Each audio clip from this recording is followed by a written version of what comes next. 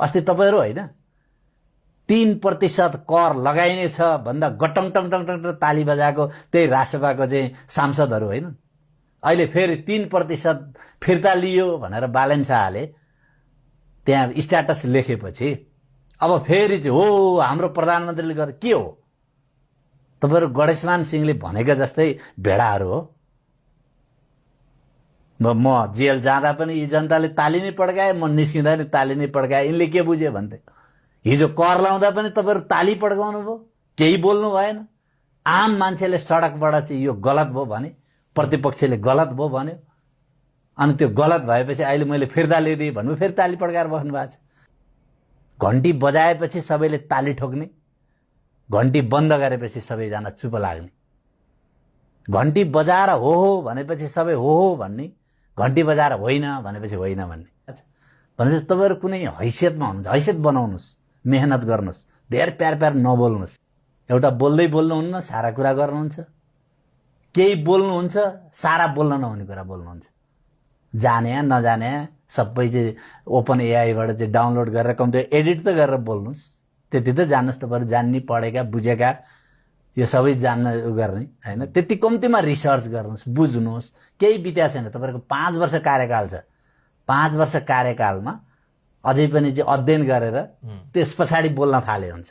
बोल्नेले, नबोल्नेले अलिअलि बोल्न पर्ने ठाउँमा बोल्न पर्ने हुन्छ। प्रधानमन्त्री नबोलेर हुन्छ, प्रधानमन्त्रीले जवाफ नदिएर हुन्छ, राज्यले जवाफ नदिएर हुन्छ। लोकतन्त्र हो, लोकतन्त्रमा आँखा जुदाएर जवाफ दिन सक्नुपर्छ, लोकतन्त्रमा आँखा जुदाएर बोल्न सक्नुपर्छ। तपाईहरु भागिराख्नु भएको छ। तपाईहरुलाई लाग्यो होला म धेर बोल्दिन गर्छु भन्ने लाग्यो होला, तपाईहरुलाई खासमा आइरहेको छैन, बोल्न सकिराख्नु भएको छैन।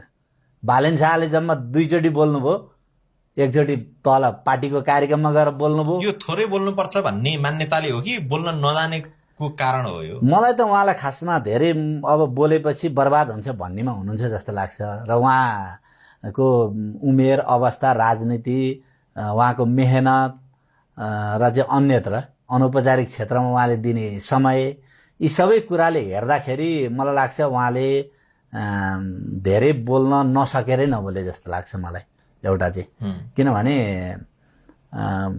उहाँले आउनुभयो, संसदमा आएर बोल्नुभयो। मैले भर्खर थाहा पाएँ यो देशले त, नेपालले त भारतको पनि जमिन मिचेको रहेछ भन्नुभयो। दोस्रो कुरा भन्नुभयो अब ल्याइनेछ, बेलायतलाई पनि बोलाएर सुगौली सन्धि नै रिभ्यू गरिनेछ भने जस्तै बोल्नुभयो। पार्टीको कार्यक्रममा गएर बोल्नुभयो। मिचेको कुरामा त उहाँ ब्याक हट्नु भएन, तर भारतसँग फेरि भन्नुभयो हामीले त्यसो भने होइन।